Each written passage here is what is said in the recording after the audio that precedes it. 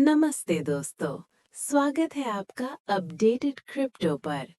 आज crypto market में भूचाल आ गया है। बिटकॉइन 1,26,000 के पीक से गिरकर 75,000 $77,000 के आसपास पहुंच गया है। वीकेंड पर लाखों डॉलर की लिक्विडेशंस हुई। मार्केट कैप $800 बिलियन प्लस घट गया।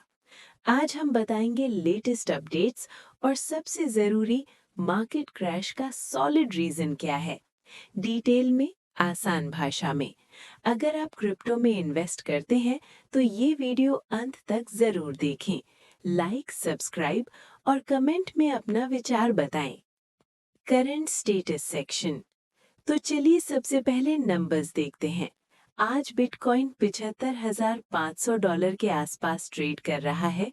पिछले 24 घंटे में 4-5% नीचे। इथीरियम $2,200 के आसपास 7-9% गिरावट। सोलाना, XRP, डोज सब 4-6% या ज्यादा नीचे हैं। कुल मार्केट कैप $2.6 ट्रिलियन पर आ गया है। स्टॉक्स, गोल्ड, सिल्वर भी साथ गिरे हैं। वीकेंड लो लिक्विडिटी में ये गिरावट और तेज हुई। क्रैश का सॉलिड रीजन, डिटेल में, ह्यूमन फ्रेंडली तरीके से। अब सबसे बड़ा सवाल, मार्केट क्रैश का असली कारण क्या है? ये कोई एक चीज नहीं, बल्कि 4-5 बड़े फैक्टर्स का कॉम्बिनेशन है। आसान भाषा में समझाता हूँ, जैसे घर की बात। यूएस फेडरल रिजर्व की पॉलिसी और केविन वॉश नॉमिनेशन। फेड ने ब्याज दरें नहीं घटाई, 3.50 से 3.75% पर होल्ड। जेरोम पावल ने कहा, जल्दी कट नहीं होगा। ट्रंप ने केविन वॉश को अगला फेड चेयर बनाने का नाम दिया, जो बाजार को लगता है ज्यादा हॉकिश यानी सख्त रहेगा। मतलब ब्याज दरें लंबे समय तक ऊंची रह सकती हैं। इससे डॉलर मजबूत होता है, लोगों को सुरक्षित जगहों जैसे बॉन्ड आदि में पैसा लगाने का मन होता है। क्रिप्टो जैसे रिस्की एसेट्स गिरते हैं क्योंकि उनमें कोई ब्याज नहीं मिलता। ये मैक्रो प्रेशर सबसे बड़ा ट्रिगर है। Geopolitical tensions, US Iran tension और ट्रंप टैरिफ्स थ्रेट्स।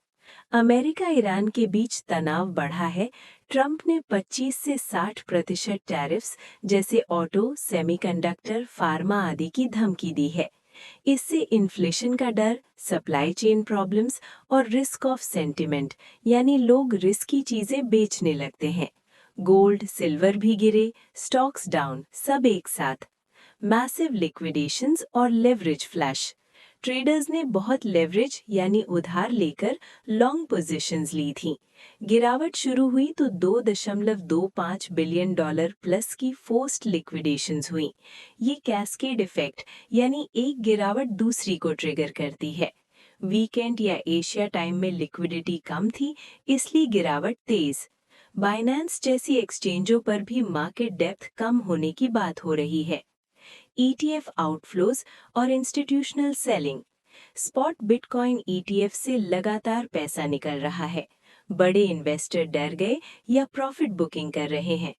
अन्य छोटे फैक्टर्स, पहले लॉन्ग टर्म होल्डर्स ने $84,000 के आसपास बेचा, सपोर्ट ब्रेक हुआ।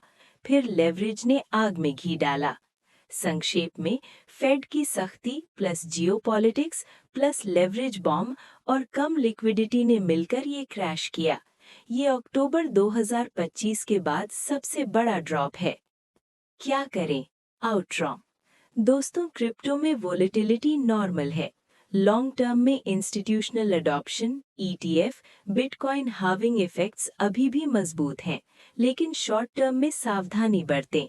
DCA यानी रेगुलर छोटी छोटी खरीद करें, लेवरेज से दूर रहें, अपना रिस्क मैनेज करें, न्यूज़ फॉलो करें, इमोशनल ट्रेडिंग ना करें।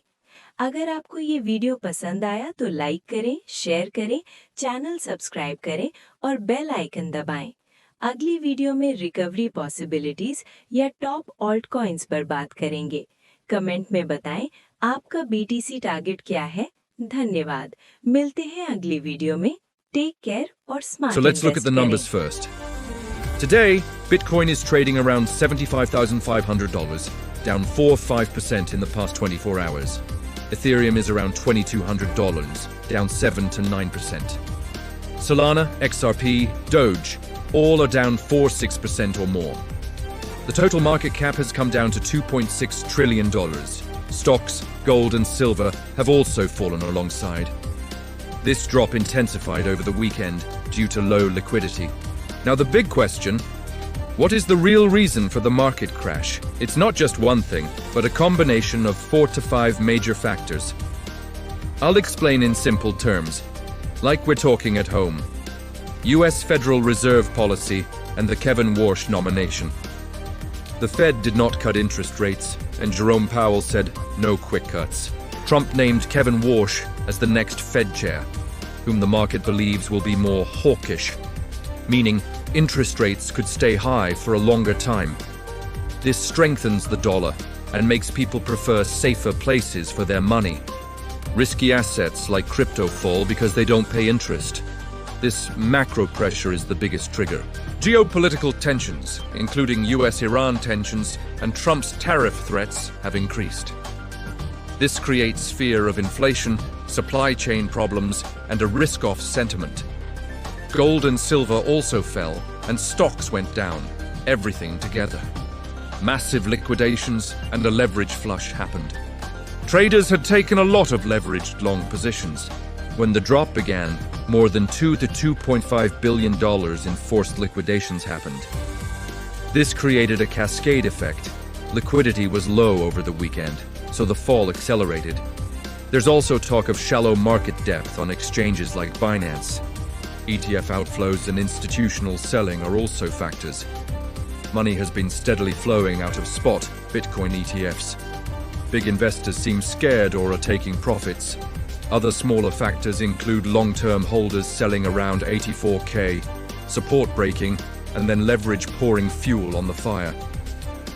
In short, the Fed AS hawkish stance plus geopolitics plus the leverage bomb plus low liquidity combined to cause this crash. This is the biggest drop since October 2025. Friends, volatility is normal in crypto.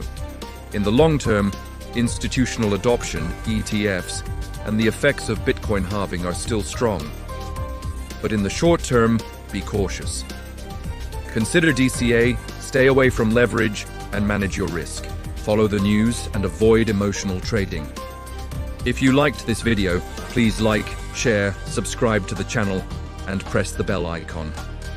In the next video, we'll talk about recovery possibilities or top altcoins. Tell us in the comments, what's your BTC target? Thank you. See you in the next video. Take care and invest smart.